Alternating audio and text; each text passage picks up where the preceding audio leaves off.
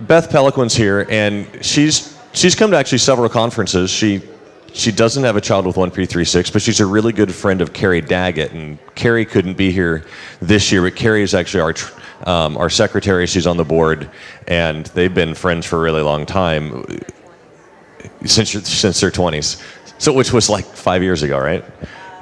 Yeah, right. So this is at least your third conference? It is your third conference. Okay. So anyway, so Beth is an early childhood special education consultant who provides professional development for school districts. I won't read the whole thing. And preschool providers to improve the quality of their inclusion practices. And she also works as adjunct faculty for the University of Vermont in their early childhood special education department, and for Champlain College in the early education department. So she's going to talk a little bit about kind of navigating the IEP process, which everybody, unless your kid's really small, which then that's the IFSP. Yes, I've forgotten that one, and now it's and then you transition to the IEP as they get into school. So, thanks, Ken. I love talking, so. But this is really going to be. I have a short presentation that I can probably make long because I like talking. But I really want this to be more question and answers because I want it to be valuable to you. And so I've been teaching young children, I don't know, pretty much since the 90s. And when I did my master's, I was all of my research and most of the stuff I was interested in, the papers I wrote, was all about the parent perspective on the special education process. And I don't know why I'm not a parent, which is interesting to parents as to why I'm so interested in parents. Maybe it's like I'm interested in what I don't have. But so I've always been the person in the room who sat next to the parents and did the jargon busting, which is why I love this cartoon up here, because I always feel like special educators speak in code in those meetings. Do you ever feel that way? Like they use IEP and IFSP and plops, and I don't know, we have all sorts of code names for things. So what I'm hoping to do is not really talk too much about the process as much as about what you can do as a parent to make this hopefully work better for you when you go to your IEP meeting. But if you have specific questions about process, or like whatever your questions are after I go through this presentation about anything special ed, I'll try to answer that for you. And then I have resources for you that can help you, especially if your child has more intense needs, because that's something that I think school districts have a more difficult time with. They're really good at the child with mild to moderate needs, but then when you have a child come through with more intense needs that takes more planning, school districts have a harder time with that. And so that's one of the things I'm hoping to address here, giving you tips on how to help that team, you as the parent coming in being the advocate or getting an advocate to help you with that. So that's what I'm hoping to accomplish, doing for you here. Yay. So here's the system. If your child is from birth to 3, you're going to be in early intervention in your state. This is how it really looks in all states. Some states, how many of you are in a state that early intervention goes all the way up to 6? Because states actually have that option. So just so you know, states have that option, and some of them are choosing to go that way. The IFSP can go all the way to 6 now. Not a lot of states are taking that option because, like, it blew their minds and they couldn't figure out how to do it. But there are states that are considering that option. Then your child, what I really wanted to do was put the big word transition in between each one of these words, because then you have that big transition.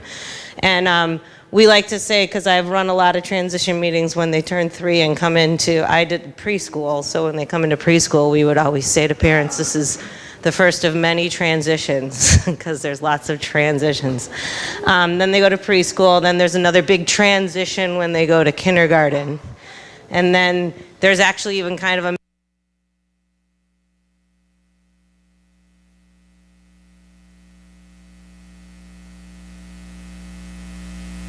I really can't have 5 brothers and sisters. We're recording. So then there's even a mini transition to kindergarten often. From kindergarten to first grade, because those can be very different. And then middle school, that's another one, and then high school. So even within that school age, there's transitions. And then there's the transition out into adult services, if that's where you're going, if you stay in special ed that whole time. What is kind of neat in special ed is there's some safeguards built in. If this works, go to the next slide. So how many of you get that document at your IEP meeting? How many of you have been to your IEP meetings? Everyone's been to them? Is there people who haven't been to a meeting yet?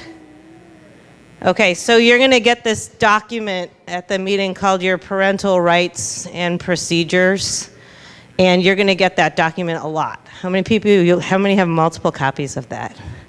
One woman gave to one of our older special educators when her son graduated from 8th grade. She gave her like 30 copies of it. Like, here, you can have all these back. I don't need them anymore.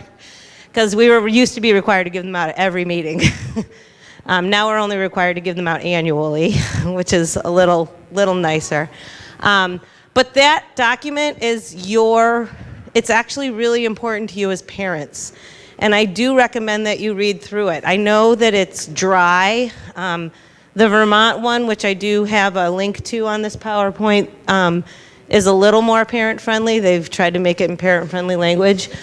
But it's all the stuff that has been fought for by parents through the courts.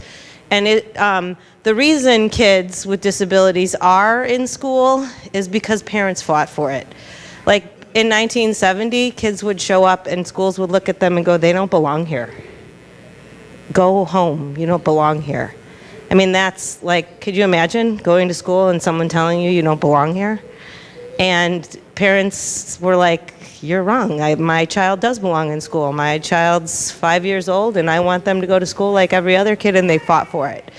And so that's why we have rights, because they had to fight for it through the courts. And it's laws. It's the ideal law that our kids are, our kids, see, I feel like I am a parent, that they are allowed to be in school, that they have a right to be there. And so what it does is that schools can't make decisions without you at the table. They can't make unilateral decisions about your child's education. You can't have any decisions made without prior written notice of changes to your child's education. They can't decide that all of a sudden we're going to pull your child out of class if the decision was that they're supposed to be in class with other kids. You need prior written notice, and you need to have a meeting about that decision. That can't be made without you. One of the best things is that you, bare minimum, this is bare minimum, you can call for more than this, is that you get annual reviews. That's your annual IEP meeting of what their goals and services should be, and that you get, at a minimum, 3-year educational evaluations, comprehensive evaluations. Now you guys, most of your kids are going to be eligible under the medical, for medical reasons. Your kids should be eligible for medical reasons. But every 3 years, you should still have a 3-year evaluation. You should still be updating what their educational, where they're at in their educational progress. You should have a 3-year comprehensive evaluation. Sometimes with kids who are medically eligible, school districts will rubber stamp this and not really update their educational progress. And so it is your job as your parent advocate for your child to say, I really want an update on their educational testing. I want to know where they're at. I want an augmentative communication evaluation. I want to know where they're at.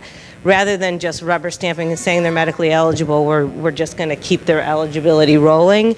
That 3-year evaluation is your opportunity to see their progress educationally with new testing, new educational testing. This isn't medical testing, this is educational.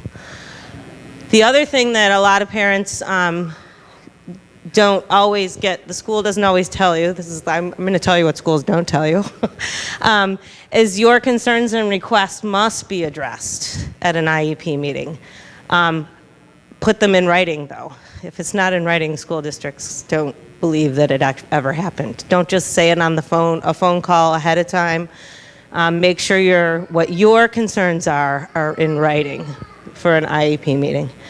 And everything is confidential. You're covered by confidentiality, and files are confidential.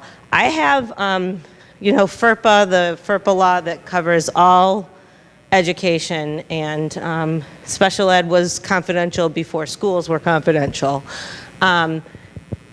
Always makes me somewhat uneasy because I feel like there's this whole thing about labeling. Our kids are labeled, there's special ed and there's ed.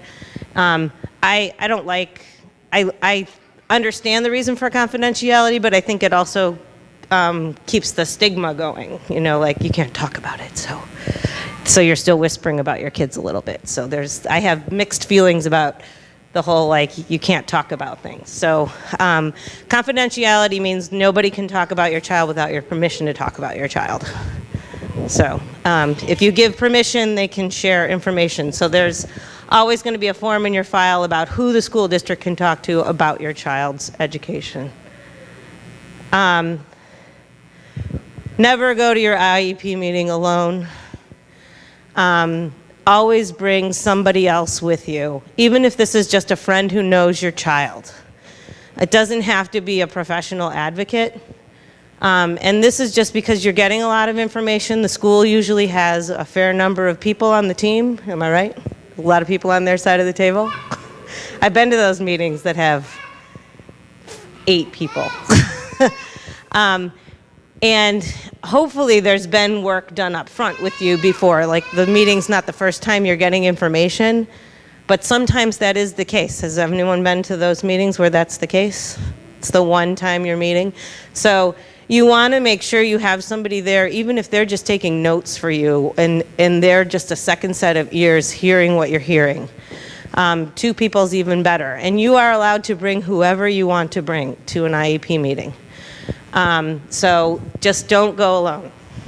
I can't stress that more than enough. And if you have a really good relationship with your team and you are showing up alone, hopefully the school's identifying someone on the team to be sitting with you and talking with you and being that person for you. So somebody's being identified as an advocate on the team. Bring a photo or a video of your child. This is Kate, because I'm representing for Carrie. Because you want to remember throughout that meeting who you're talking about.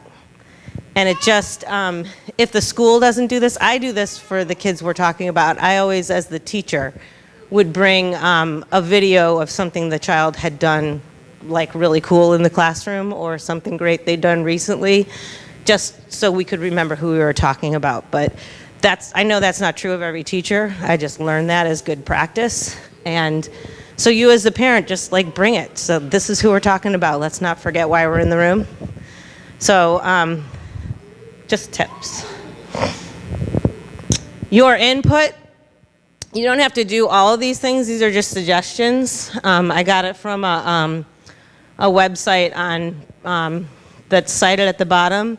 But everybody's coming to that meeting with reports. You get your OT report and your PT report and your speech pathologist report. Write a parent report. Write what you see about your child, what you see as important. A 1-page report of their strengths, their interests, and what you see as their needs. And have that be part of the file. That goes in the document. I think this is really strong. When parents have done it in the past, it's been something that's been really powerful at a meeting. Choose your 3 most important goals, skills, or strategies that you want to share at the meeting, and come with those. Every time I coach parents, especially when I know they're going to a meeting, I do a lot of advocacy for parents when I know they're going to meetings in places where I know the people they're going to be meeting with, and I say, just make sure you go in with what you want. And even if it's not addressed, go in with what you know you want and make sure that it's in writing. So that it's documented. And then this I have not seen much of, but I really like this idea that you do a vision statement of where you see your child going. So the suggestion was that you do it in 3 years if they're young, like where you see them going down the line in 3 years if they're young, and then further on down the line if they're older. And then when you're thinking about placement decisions, that they reflect that in the IEP. So just some ideas for parental input. This is amazingly important. Throughout the year, you're going to be wanting to keep in touch with that IEP team. And you need to think about what is the easiest way for that team to talk to you and keep in good communication. And this is different for everybody. I have parents who all they do is text now. They're all millennials. They're all younger than me. And I did not text until about 3 years ago. And maybe even only 2 years ago, whenever I finally broke down and got an iPhone, which I am now in love with. But when I started texting, my communication went up with my younger parents like you would not believe. And all of a sudden, I had really good communication with parents that wouldn't answer an email before because they didn't know what it was, and got a phone call. They never answered their phone. So you just have to decide at that meeting what the best way is for communication to happen. So consider what works best for you. We've always had communication books going back and forth in backpacks, but that takes time to actually hand write stuff, and that doesn't operate in busy people's worlds. So sometimes that's effective. Maybe you're only writing in that once a week instead of daily. But we just have to decide what's going to work best. I have found that email really has taken the place of the daily communication log for some of my families. That we've just, if I'm home visiting kids, which I do a lot in preschool, I will leave the visit and then shoot off a quick email to the parent who wasn't there. Like sometimes mine are at childcare, so the parent's not there. And I'll email them to let them know what happened, and they can respond. So I take quick videos too of things and share those with parents as well. You know, do you want video documentation? Do you want all of what you expect as communication? Talk about. And then this is also very important to know, and this is part of your rights, that you should receive updated progress on IEP goals as often as typical students get progress on their reports during the school year. So if schools report out 4 times a year, which is pretty typical, you should get reports 4 times a year on IEP goals. So make sure that that is happening and in place. It doesn't always mean you get a full progress report. We do progress reports 2 times a year, and then like a checklist update 2 times a year on our IEPs, because that's pretty much what typical kids get in our school district, so we follow what they get. But it's still 4 times a year updating progress. Bring outside reports. So if your child is seeing anyone outside of school that is not part of the school system, make sure you bring those reports with you to the IEP team, or make them available even ahead of time to the IEP team, because that information can inform what's going on. The outside PT may be seeing things differently than the school PT, or may have just a different perspective, and maybe working on different things. So anything that's going on outside of school with therapies and medically is information that will help the school, or can help the school.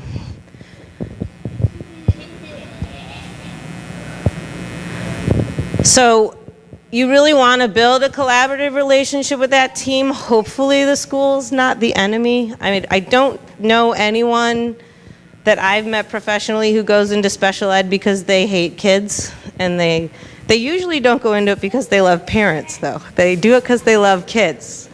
So that's the tricky thing. So we've had to learn to love parents. I love parents, but I'm the exception to the rule.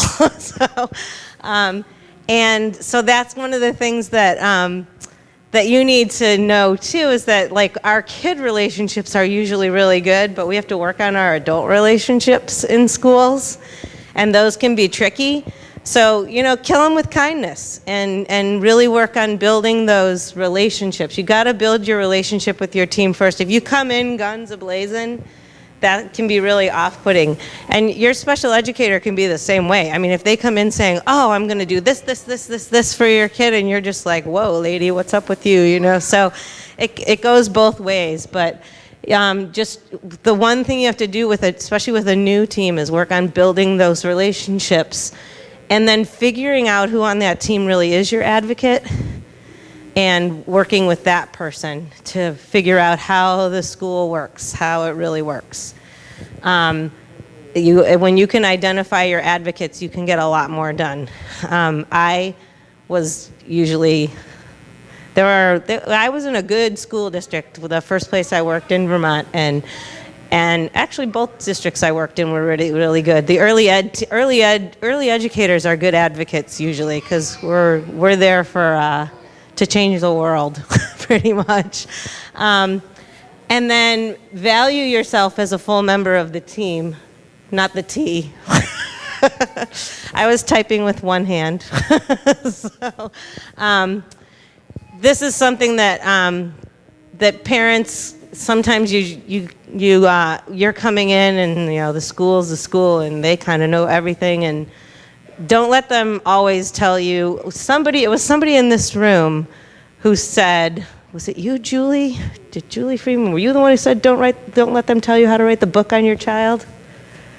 Somebody said that at a conference a while ago, but don't let the school tell you the story of your child and who your child's going to be. So you are the one who knows. Schools will give lip service to, you know your child best. You really do. And so coming in, that's why I've been saying, coming in with your goals and your priorities is really important. And when you come in as a strong parent, schools will respect that, for sure. And it is really worth it, because this is advocating for your child's education. So this, I found this blog from an advocate who talks about common parent mistakes when they go to IEP meetings. And the biggest mistake is not getting or putting decisions or requests in writing. So if it's not in writing, it's not real to school districts. And this is a reality, and this is because it's through the law that you have these rights. And an IEP has to be in writing, everything has to be dotted in. So phone conversations don't count. So if you have a phone conversation where the world was promised to you, follow up with an email. In regard to the phone conversation we had on blah, blah, blah, you said this, and this, just to get it in writing. Because emails are part of your child's file. So emails between you and your special educator, or anyone on that special ed team. And this just protects you for what was said, or at least your understanding of what was said is in writing. And it's really important, because then when it comes to the meeting, you can print off the emails you sent and say, well, I sent you this email that said this, and you either responded or you didn't, but I sent you the email. So, so you have documentation of your understanding of a phone call that you had. So, and it's very important. Being too nice or polite, so where you don't want to burn bridges with your school, but you can advocate for your child without being mean about it. You can say, I really, you can agree with an IEP, or you can disagree with an IEP and still let it go forward, but you should still voice what your concerns are in writing about it. I really think that, keeping them in this separate placement over here is not what I want, so if I don't see progress by January, I'm gonna wanna have another meeting to address it. And you wanna put that in writing. So you can just, I've gone to mediation with families where we've kept everything very cordial. We had a disagreement, and I look at mediation as bringing in someone to figure out what's wrong and why we can't agree. And so if you have to go to mediation, it's worth it to go to mediation. You just say, well, obviously we can't figure this out among ourselves. We need somebody who's not involved in this to help us figure it out. And that's exactly the approach you can take, that neutral. saying, I wish we could figure this out among ourselves. Let's have someone else come in here and help us figure it out.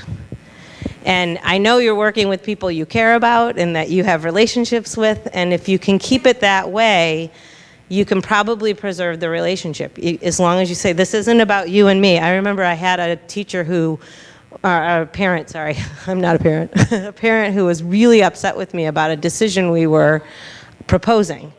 And we ended up not going to mediation, but we were in the middle of disagreement, and she was volunteering in my classroom the next day. And we had just had a very heated meeting, at 4 o'clock the day before. And and I was very nervous about her being in my classroom because she was really upset with me at this meeting. And we had a good relationship. She had volunteered in my classroom a lot, and she walked in, and I was like, so how you doing? She's like, I'm not mad at you. I'm mad at the teacher, special educator you.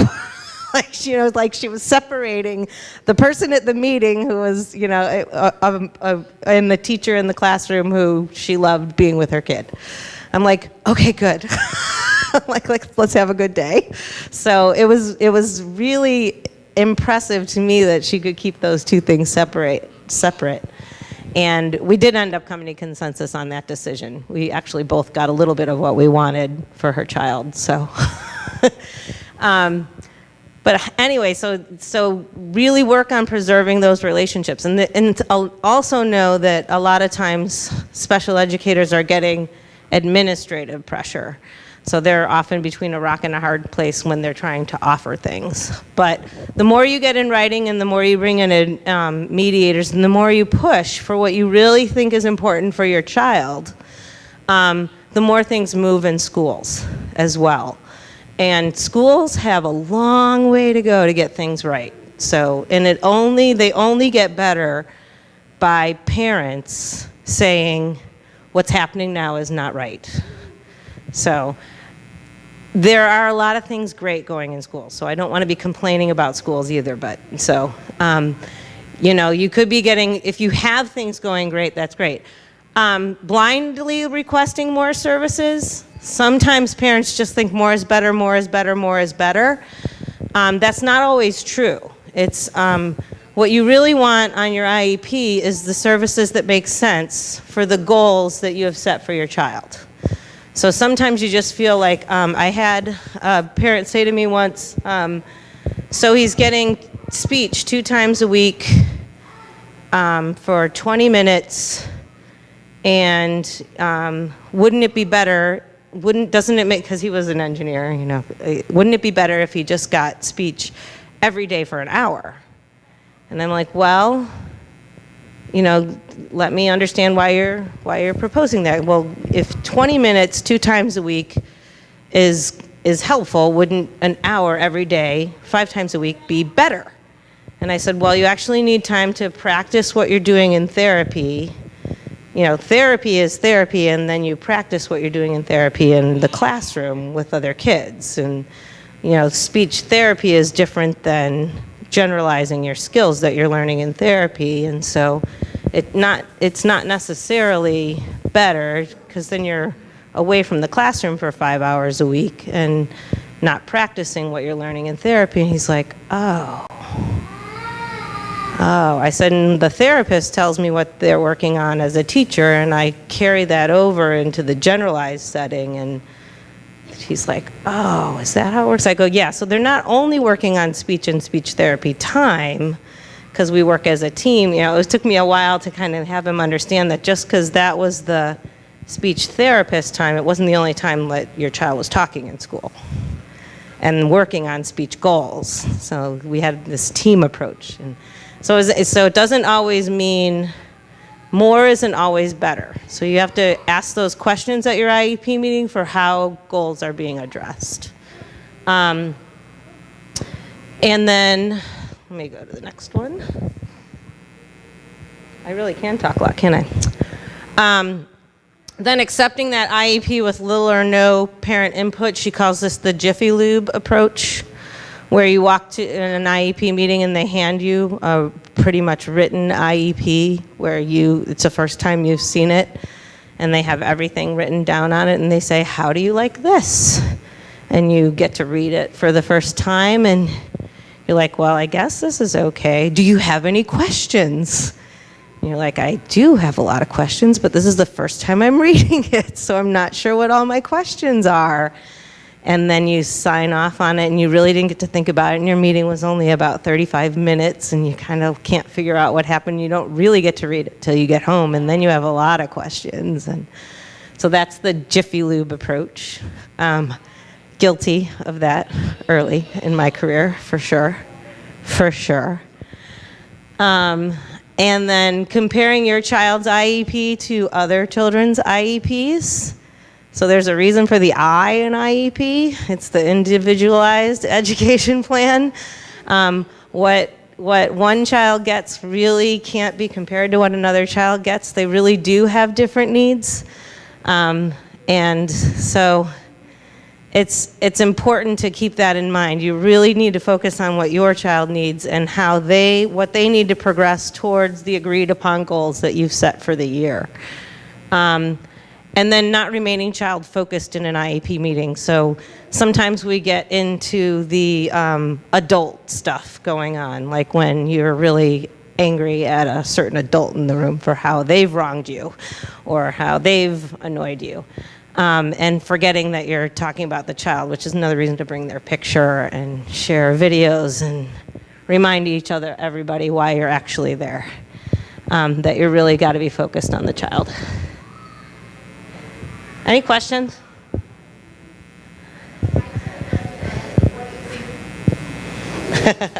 That one might not work. It seems to.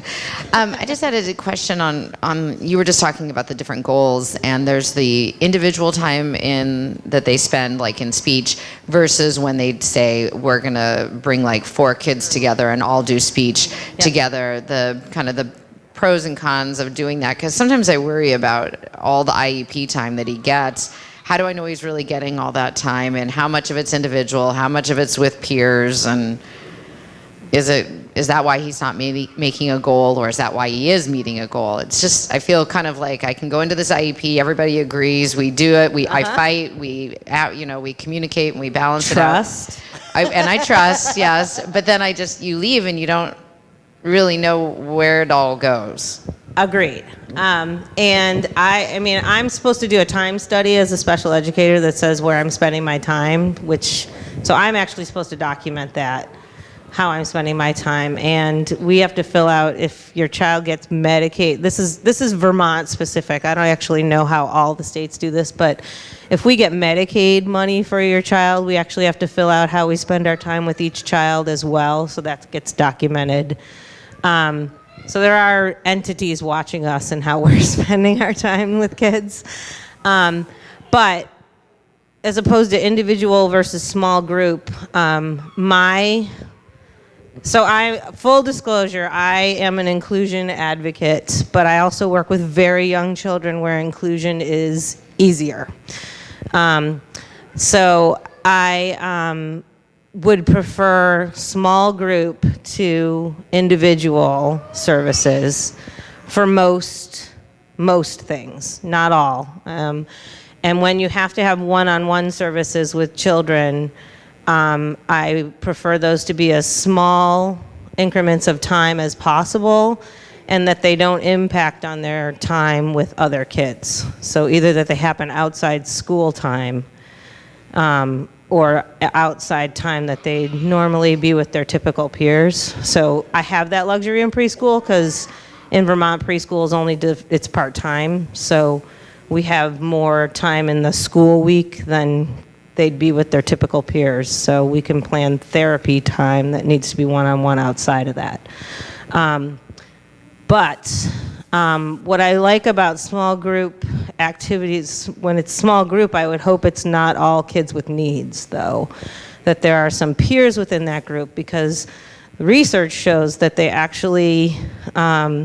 kids actually learn better from peer models than they do from adults. So if there's a peer in the group who's doing whatever you're trying to elicit from the child who is learning the skill, they see how a kid is doing that skill, not how an adult is doing that skill.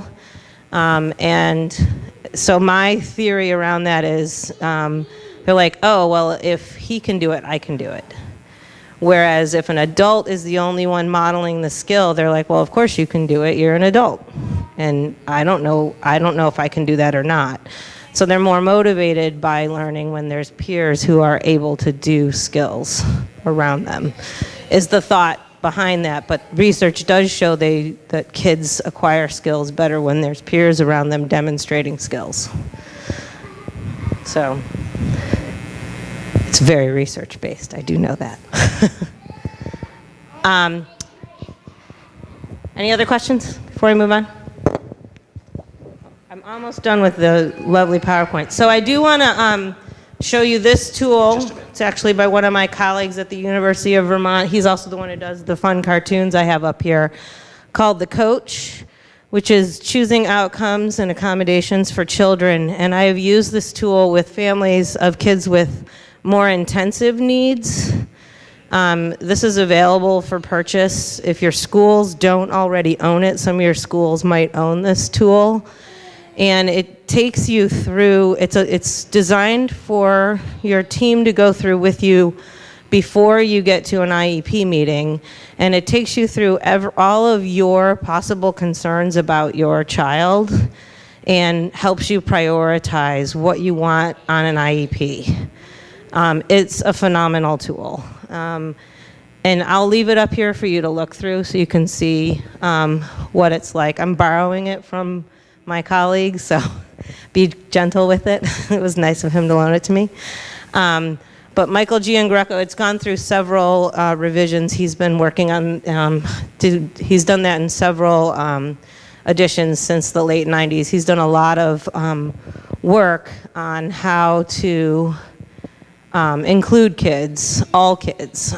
His work has been on including kids with really more intensive disabilities in schools. And this is one of the tools that he has developed for that. Your state parent information training centers, that website there will help you find the centers in your state. Those are where you can find advocates and information on how to advocate for your child in schools. They are excellent resources. They can help you with tons of stuff. Like they will help you with assistive technology. They can help you with actually all your special ed questions. And it's advocates and parents are usually the people who staff those training centers. And they're fabulous, and they're in every state. And then I'd put a copy of the Vermont parent rights up there, but you can go to your state website and usually find your own copy of your state's parental rights as well. Beth, can you tell me what COACH stands for again in the book? Yeah, COACH is choosing outcomes and accommodations for children. And it's in its third version, so it's the COACH 3. So I am a big advocate for inclusion. Let's see if this, whoops, I hit the link. Let's go back. Hold on a sec. To navigate on my IEP, I only have one hand.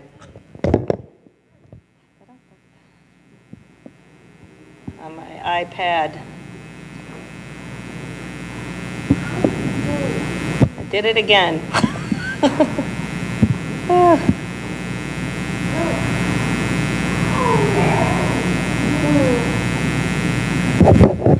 So I did say, full disclosure, I'm a big proponent of inclusion for everyone, and I've actually had lots of philosophical debates with my colleagues who are like, everyone, can you think of anyone who can't be included? And I honestly can't think of anyone who can't be included with the correct supports. And I can't remember who I was talking to yesterday here. I was talking to a lot of people because I'm a chatter. But we were talking about swimming, how they were telling me how their son really, they felt like their kindergarten year had been a real failure for them, that the inclusion didn't work, but then he did get paraeducational support in first grade and was really taking off. And with those supports, they can see the progress that their child is making now in first grade, but they're still a little bitter about this kindergarten year they feel like was a little lost. And I kind of think about that in the inclusive range as like the kindergarten year was like throwing that child into the deep end for swimming, where you wouldn't do that to a child. You wouldn't take a child who's never learned how to swim and throw them in the deep end. You would start them, at the edge of the pool where the steps are in the shallow end, and you'd give them supports, and you'd help them, get the feel for the water, and you'd give them an aid in the beginning instead of have them lose a whole year.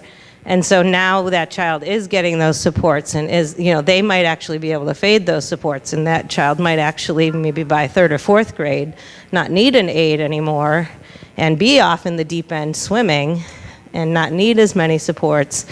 But if that had been in the beginning, this family might not feel like they had a lost year. So when you're thinking about inclusion, you should hear teams talking about universal design for learning, and that's actually where they have thought of designing their classroom for anyone who would walk in the door. They use differentiated instruction. These are the kinds of terms you'll hear. And they do social inclusion. And social inclusion isn't like, you hear things like social promotion where they just promote kids based on their age. Social inclusion is really teaching that whole classroom community how to include everybody. So you think about the child who's off in the corner with their aide learning something very different. That is a classroom that is not doing social inclusion. They haven't learned how to include the kids in the whole group, and they haven't taught the children in that classroom how to include everybody. So classrooms that actually use inclusion are using all of these three things. Schools that are doing inclusion, communities that are doing inclusion are doing these three things. So me, and in the real ideal world that I hope to live in someday before I die, this would actually be happening in communities. So I love seeing buildings that are designed with universal design in mind and accessible. We're working on getting a fully universally designed playground done in Vermont right now as a model for the state. And it's really it's really going to happen, which is exciting, and it's going to be right in the middle of Burlington. So does anyone know Dan Habib? Anyone familiar? Okay, so everyone really should know Dan Habib. His son Samuel has CP, and he did the video including Samuel, which if you can get your hands on it, I think you should watch it. In fact, I think maybe at next year's conference, Ken, you guys should screen it. And he has a TED Talk on YouTube about inclusion. This is my little thing. I'm actually not going to, but I'll just let you know there is a 17-minute TED Talk out there about the benefits of inclusion. So he's in New Hampshire, and his son he's now in middle school, and he's been included since he was in school. And the film is not just about his son. He follows a few other kids who've been included. But he's now quit his job as a photojournalist, and he is a full-time inclusion advocate. And I just saw on the news this week that he was appointed to President Obama's Committee on Disabilities. So he's the newest appointee to that committee. So this was what I was talking about with you, Amanda, is that the kids can really be peer teachers. And one of the things research is now showing, and this is one of the things you can tell all your friends of those typical children who are afraid to have those kids think those kids are taking learning away from their typical children when you have inclusion, is that studies actually now showing that typical kids do better in inclusive classrooms. They have better learning outcomes. And one of the reasons we think this might be is because they're more motivated to learn because they're teaching more skills. And when you have to teach a skill, you actually have to master it in order to teach it. So, so that's been a kind of neat thing showing up in the research, and that's been, yeah.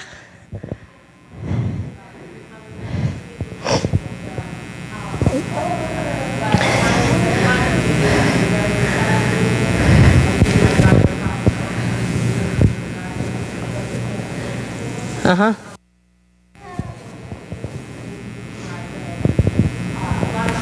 All Down syndrome community, and those children, oh wow, will talk. And I've had to do that the whole time. And there'll be teenagers and other kids with different abilities, and they always say what made the difference for me growing up is that I was included and I was part of it. And I feel like when I struggle with the decisions, it's nice to hear the perspective of the actual child when they can tell that and just say, I loved being part of what everybody else was doing. So it's just kind of a neat thing when you can include your child to think about that. I don't know. Yeah, and I kind of look at it as one of the last places where schools are still segregated. Well, schools are still segregated in a lot of ways, but it's one of the ways our schools remain segregated. And it didn't feel right when schools were segregated on purpose, and it didn't feel right when kids came to the door in the 70s and they told them they didn't belong there, and parents fought for kids to be in school. And I grew up in school where, kids with disabilities were educated down the hall, not with us. At least they were in the building, most of them.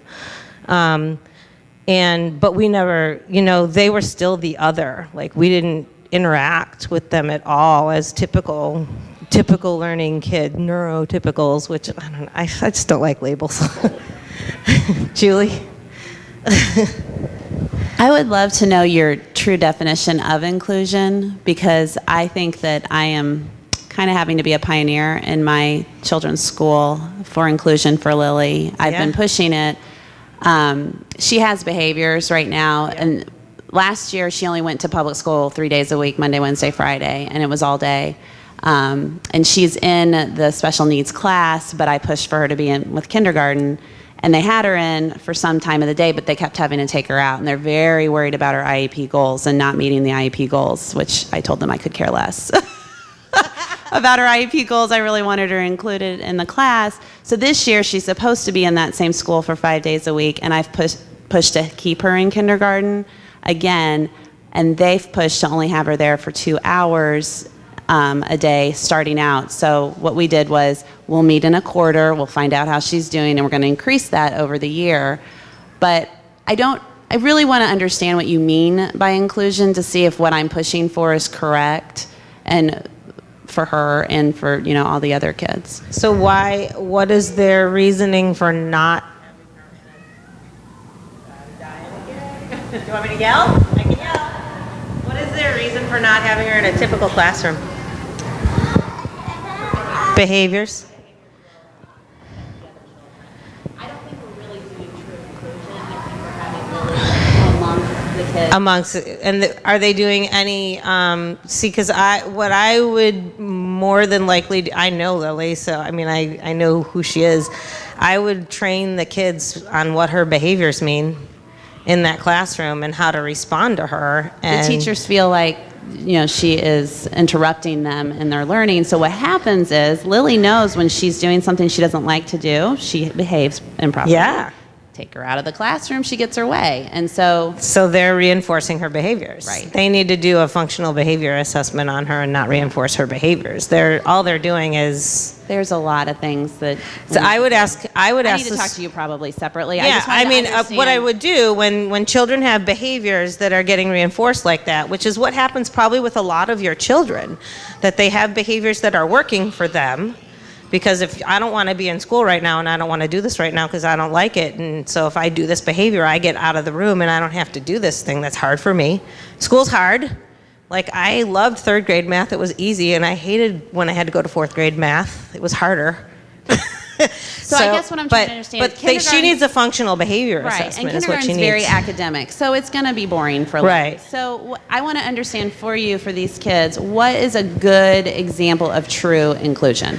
A good example of true inclusion is someone who will figure out they'll do a functional behavior assessment and they'll figure out how to meet her needs in that environment. How to address her behaviors in that environment, not let her leave. And be in there all day? Yeah. And there are ways to address that. There are. Amanda, I know Colin's got behaviors too. Now you're really going to put my feet to the fire, aren't you? Okay, so I'm not like Julie, and I love Julie, but I am not always a proponent of inclusion. I know. And I and know that it's that okay. And you all may That's hate me why in I there, said full disclosure. I feel like Colin, one, disrupts the learning of all the other kids in a typical second, third grade, whatever classroom he's supposed to be in.